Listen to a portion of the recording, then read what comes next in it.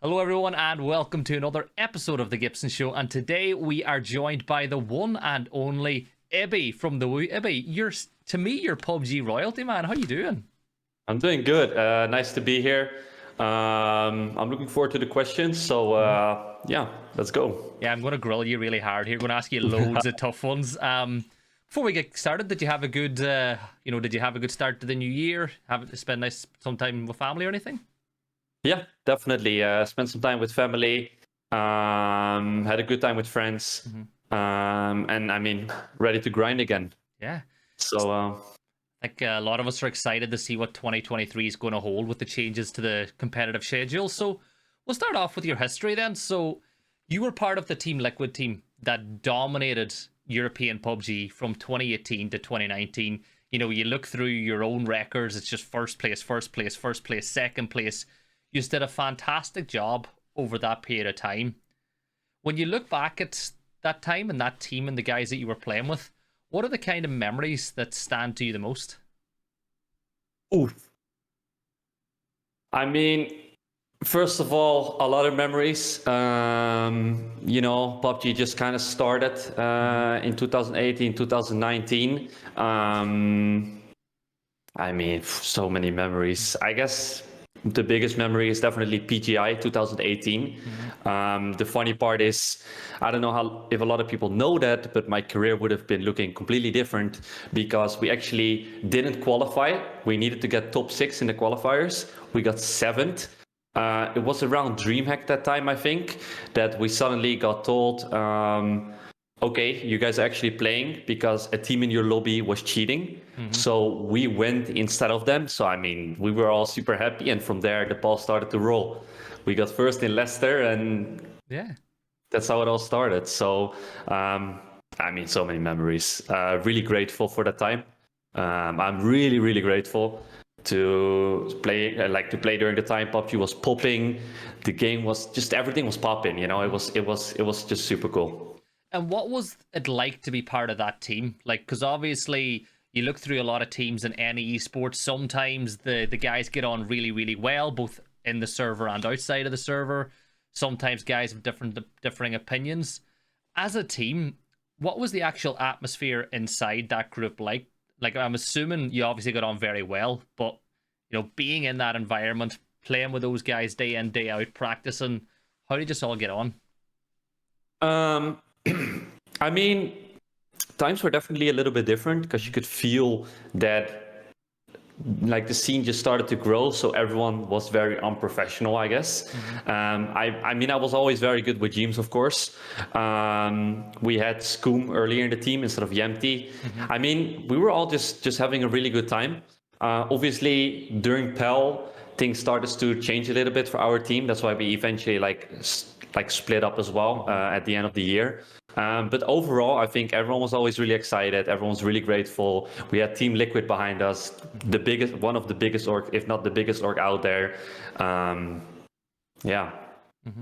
And then after that period of dominance in 2018, 2019, things took a little bit maybe of a downturn. Do you think that was as a result of maybe everyone else catching up to you guys? Or do you think maybe you guys got a little bit, what we would call in Ireland, laxy-daisy, or, you didn't quite maybe put in as much work as everyone else? Like, why do you think there was that downturn in fortunes in kind of 2020 and early 2021? Yeah. I could definitely, like, when I look back at that time too, I can definitely feel myself that I got, I think we started slacking a little bit as a team. We were we were just really like, how do you say that? Like confident, as everyone was really confident. We were like, we don't really have to do anything.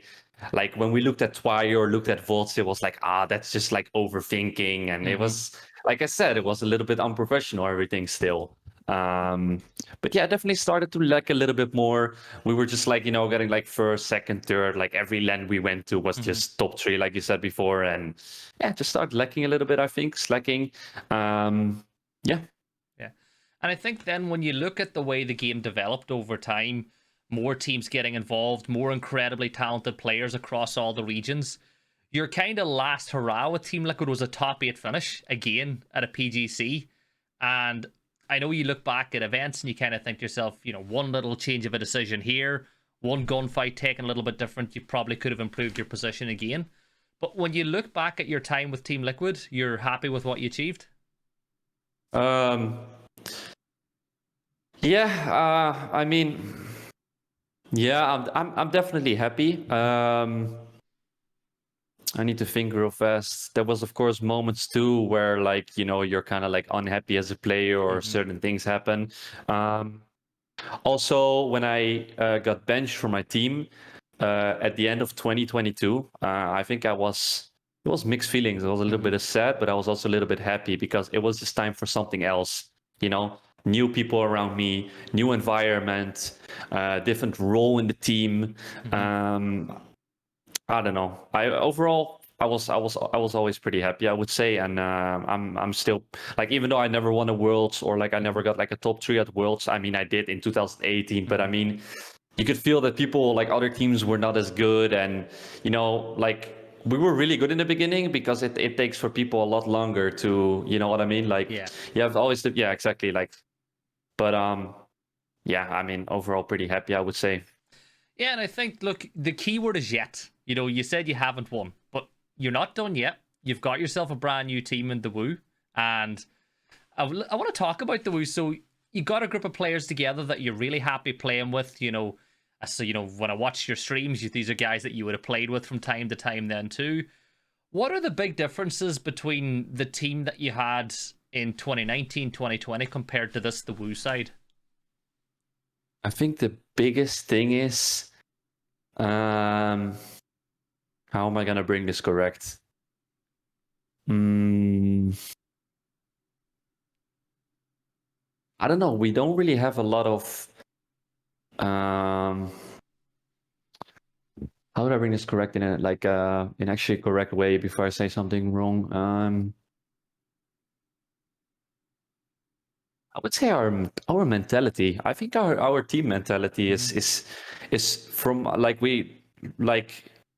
we have, of course, I've got my 3 teammates. They all have really good mentality, and I feel like that was sometimes a problem in my old teams from some of the players, not all the players, but there was always this one guy or sometimes two where it was a little bit like, could have a little bit of a better mentality. If something went wrong, then whatever, let's go again. But in this team, I can really feel that, and everyone's kind of listening too. It's like nice, we just go again, new game. So like the mentality in the team, and everyone right now is really hungry. Like everyone's putting in a lot of hours, and we're not really having any drama or problems. It's like everything is very healthy, and even during PCS 7 when we had some rough games, like it was a healthy environment, and I really like that about my current team right now. I think that's kind of key to success, though. Any winning team, yes, you have to be driven, and yes, you have to be on the same page, but like you have to have fun. You have to be able to get on with everybody, because at the end of the day, no matter what job you're working and no matter what industry, if you're not having fun, or at least you're not getting any enjoyment, you kind of want to move yourself out of that scenario. So let's talk a little bit more about the team and your teammates then. So why don't you tell us kind of one interesting or fun fact about every one of your teammates, even something that might be a little bit embarrassing for them, but it'll be okay for this. My current team right now? Yeah. So we got the young Nix here. One of the best, in my opinion, mechanical players in EU when it comes down to his AR gameplay. He is always very happy, sometimes too happy, and he talks too much. Like I tell him on stream as well, I said, Nix here, calm down now, relax, you're talking too much, just chill a little bit, because we got of course, the 2 Ruskies in the team, Besto and Quizzy, and they're more chill, And Nixie is already like, I'm pretty energetic, and then you have Nixie as well, and he's like, so Besto, chill guy, in my opinion, one of the best DMR players in the EU as well. I've never seen someone shoot DMRs that good. I don't think a lot, like Besto is a funny guy. I don't know if a lot of people know that or realize that. He's a really funny guy. And then we got Quizzy, really smart. I still remember when I started playing with Quizzy. Obviously, I was looking for some kind of IGL as well. I like to give a lot of like be loud in the team, have a voice, kind of lead the game sometimes. And I was like, who am I gonna play with? And Quizzy is just one of the just the way he sees the game and everything. I'm just really surprised by it. How good it actually, like how good it is. I just a really smart player, pretty much. Yeah, I think When I first started properly casting in EU, because a lot of my work was in NA, I remember casting one of you guys' maps on, it was on Miramar and Yeah. Nixie, and you know the 5 stack just on the eastern side of Los Leones. I remember him just wiping 2 teams as a solo player from the ground floor, and I was just like, yeah, this kid. He gave me the same sort of vibes that the likes of Gizera does in LATAM. You know, he's another young, incredibly gifted mechanical player, and you've got another couple of guys in NA and a few guys in APAC all coming through that I think can be that next generation of gunners for the game.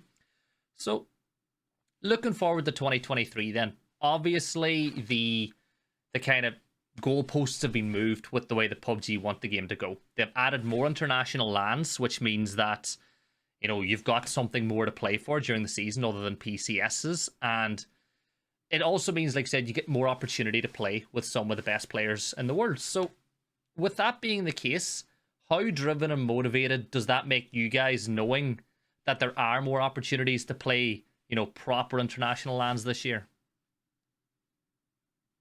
It's actually so like you said before, right? Earlier we always just had the worlds, right? At the end of the year, one event. I mean, yeah, it definitely gets everyone like driven, especially Nixie as well. He hasn't even really played like any LAN. Most of us in the team, we got a lot more experience when it comes down to LANs. I mean, we're all really excited, of course, to start playing internationals again. I always say that internationals in some way are kind of easier than playing your own region because no one knows what is going on. But everyone's really motivated, like I said earlier, and the fact that we have 2 extra internationals, I mean, we want to get there. You know, we want to get there, and I hope that PUBG is going to do a good job of doing proper qualifiers, because that's always been a thing in PUBG. And last year we finally got it, where in EU the qualifiers got a lot better, right? There was no direct invites to the finals anymore. So I really hope that it's going to be fair for everyone, and yeah, that the internationals are going to be sick. So I'm excited. I'm not going to lie. Yeah. And I look at EU and I look at the NA, the 2 regions that I kind of work in, and to me, obviously, seeing the Overpeakers roster not going to be together again, you know, your old teammates, it opens up a big gap, though. You know, when you look at EU now, I think that Twisted, you know, obviously you've got Navi, who've just won PGC, and I think everybody in the scene's delighted for those guys to finally do that. But I definitely think that the top 3 or top 4 in EU isn't set anymore. I think a lot of teams can break into that. Do you see you guys properly competing this year for those kind of top 2 spaces with the likes of Twisted Minds, with the likes of Navi? Or do you think that maybe it'll take a little bit more time to get there? So seeing how we played PCS 7 and how we improved from there, and like the biggest thing is that we got 2 players that were not in an English speaking team, right? We have 2 players that always played, of course, Quizzy ex Navi, Besto ex Navi. They both played in a different like with a different language. So seeing how much, especially these 2 players, in terms of like communicating, like improving, and how everything is going lately, I can definitely see us being in the top there. Definitely, we're definitely a competitor for to Twisted Minds and etc. etc. Yeah, I think I actually agree with you, because, like I said, I've got to cast you a few times. I like the way you move. You can tell that every single play day, every single month, you guys are getting better at certain individual things. So I'm excited to see what you can do, but I'm a bit like you too. I want to know more information about when these qualifiers start, when we're going to get going, because I think, was it March? I think April's when the first events penciled in. That doesn't leave a lot of time for scrims and preparing for those events, really, when you think about it. Yeah, no, definitely. And like you said too, there's behind the scenes a lot of roster changes going on right now. And it's interesting to see who's going to what team and what's happening with certain teams. Like everything is kind of settling down since yesterday, I would say, not fully yet. So it's very excited to see where the EU region is going, and I also like it that a lot of teams are having big roster changes, because it makes everyone more motivated. It's going to make the scrims better because everyone wants to take it serious and improve. So I think that EU next year is it's going to be interesting. And the next question I have is around scrims. So most other esports scrims are like a locked door. You know, it's between the teams that are playing. They don't get broadcasted. It's very hard to get information about teams and research. But in PUBG, it's different. Every single region, every single day of the week, as long as there's lobbies going, usually there's some way you can find or watch them. What is it like for a player knowing that, you know, you've got that platform every day of the week that people are watching, fans are, you know, supporting you every day, whereas, as I said, in other esports, it's just not as open? I wish, to be fair, I kind of wished as well that it wasn't that open, because, like you said, there's people watching, and sometimes people, like, you're just testing things in scrims, and scrims are not going that well, and then people are instantly like, oh, this. So I sometimes wish that it was a little bit more of a closer, like, closed environment, that everyone would stay between the players kind of and the coaches and stuff, and then people, when the tournaments start, you know, there would maybe be a little bit more hype, because people can watch scrims every day now. But when that's not the case, and then the PCS starts, I feel like people would be a little bit more hyped, because they haven't really seen any comp PUBG. But maybe I'm kind of wrong. I don't know. I don't know if you understand what I'm saying. Yeah, I think you do. You think that maybe it takes away from some of the excitement of the bigger events, but at the end of the day, you're going to get some fans who watch scrims. There's a lot of fans who don't. You know, there's those fans that you see, they come in and they're like asking, oh, who's this new team? Who's that new team? So that excitement kind of still is there for a lot of the fan base. But I want to step away from the competitive side of things now. You know, we spoke a lot about that. I want to speak more about, you know, the stuff that you do outside of it. You're massive on Twitch. You know, you got a huge following on that platform. It's something that you do. And when you do it, you get a lot of viewers watching. Yeah. What's it like for you as a player to be able to connect with your fans, just play, you know, by playing games on stream and having them tune in to watch you? It's a good thing and it's a bad thing, because especially in the past when PUBG was even bigger, and for example, I didn't really, like, I'm really happy that I streamed since the beginning, and I grew this fan base around me, and I grew my Twitch, because there's only a few people in PUBG that actually got that. If you look at Tickleton, maybe James, maybe a Fuzzface, for example, there's very few little, like, PUBG streamers kind of that stream sort of like since the beginning. And I mean, I'm kind of happy that I can connect with people in my chat, but there's also days that I rather not talk about it and be like, I don't know, I get a little bit annoyed by it, because the eyes are on you, right? Sometimes I wish that I didn't stream. I feel like there would be less eyes on you. And not that I really feel the pressure. Of course, that there's moments where I feel the pressure, but I feel like, I don't know, it would just be, I don't know, it's hard to explain, but yeah. But that's good to know, because a lot of people would, you know, look and say, oh, being a pro player and being big on Twitch, it sounds amazing, it sounds incredible. And I know it is an amazing, incredible thing to do, but there are challenges. You know, there's a lot of stress involved. There's a lot of practice. Like you said, people are watching you every day of the week and kind of watching every move you make. So I think it's a be careful what you wish for kind of scenario when you think about it that way. Yeah, sort of. And also I feel like I streamed too much in the past. So it takes a lot of energy. And especially for me as a person, I know my own body. I know my limits. I feel like I pushed these limits back in the day too hard. So streaming takes a lot of effort, especially when you're reading the chat, you're trying to play serious, the energy levels, and then I would come less focused to the scrims. So I would perform like, I wouldn't really perform in scrims because I was just sitting here like being super drained because I was streaming. So there's definitely like some ups and there's definitely some downs. But I mean, overall, I don't regret it whatsoever. It's just a small detail, and yeah, it's cool. So whenever you're not streaming and whenever you're not involved with scrims and practicing, what do you do to kind of chill out and, you know, lower the blood pressure and keep yourself nice and mellow? Like, have you any hobbies you like to get up to? I mean, I don't really have that many hobbies, to be honest. I'm always kind of, you know, by my PC chilling. But recently, like a year ago-ish, I started to walk a lot. So whenever I'm done, streaming or before the games, I go outside, I walk like 4 or 5 kilometers. Just really, it's just really important for me to get the be in a chill environment, relax a little bit for the mental. I used to work out as well a lot, especially during the PEL days, so 2018, 2019. But I'm kind of slacking right now. Other than that, I mean, doing fun things, going out, eating with friends, seeing my family, etc., etc. So yeah.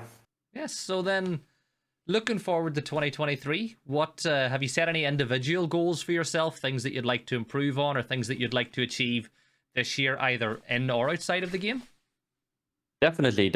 Outside the game for sure. I've been cooking a lot more.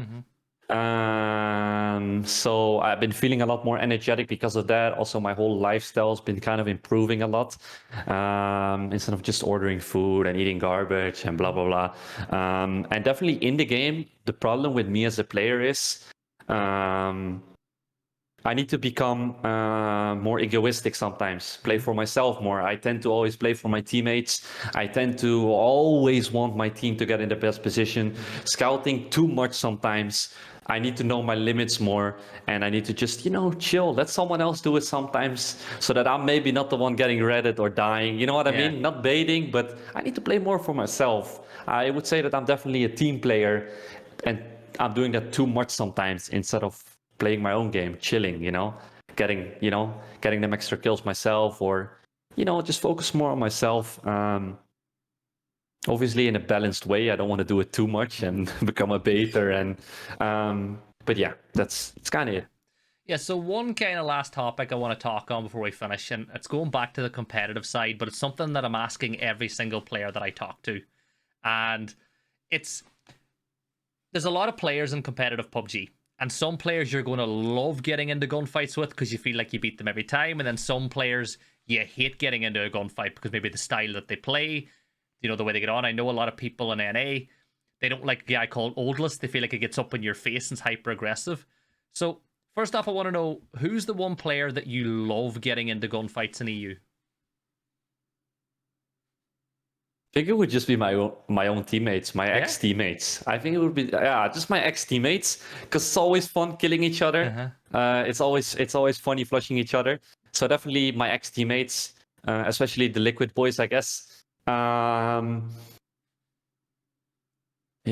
I think that's kind of it, to be honest. So is there more motivation when you're reading the kill feed and you hear the gunfire and you realize that it's your ex-teammates and you think there's a chance to pick up a couple of points? Is it a little bit more tempting maybe to sneak up on them than some of the other teams? Maybe in the beginning, definitely. Yeah. It's always fun, to but yeah, I gotta make sure I don't like, again, you can easily overdo things in this game, so you're gonna get insta punished, the times you overdo it. But definitely it's really fun to compete at the highest level and see your ex-teammates be in different teams, and especially now with the new roster changes coming, everyone's gonna be spread around, so the competition is gonna be fire, and I'm looking forward to it. And lastly, who's the one player that you hate playing with? Like, you've had a long career, you've played every single player in EU multiple times. Who do you hate getting into those gunfights with?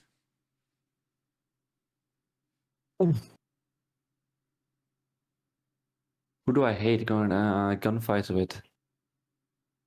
I guess I have a kryptonite in this game, and that's, I guess, T-Bone. Yeah? He just, I don't know what he does, but when he shoots me, he just mega lasers me, and I don't have that with any other player. But it's somehow, when I'm fighting heroic as well, it's always T-Bone that just, shoots me through the smoke or does this. He just lasers me. His aimbot just turns on when it's on me or something. So definitely T-Bone, I guess. Yeah, thankfully I don't think it's just you. You saw his performance in PNC as well. He played brilliantly for the UK team to go ahead and win. So then, just as we wrap up, anything you want to say to any of you or the Woos fans ahead of 2023? Yeah, definitely to the fans that follow us as a team. We're trying our best, at least. We are scrimming a lot, putting in a lot of effort. we're really excited for the qualifiers soon. Maybe there are some people that want to start competing as well. I would say try to, find some people that have respect from both sides, make sure the people you play with are nice and start scrimming and have fun. And yeah, maybe you can also be competing against us soon. So yeah, that's it. We'd love to see it. Well, Ibby, it's been an absolute pleasure talking to you. Thank you so much for giving me your time, especially when you've got scrims coming up pretty quickly. So I appreciate it. If you haven't, everyone at home, please make sure and give him a follow on all of his socials. It's always good to get even more onto those really impressive numbers.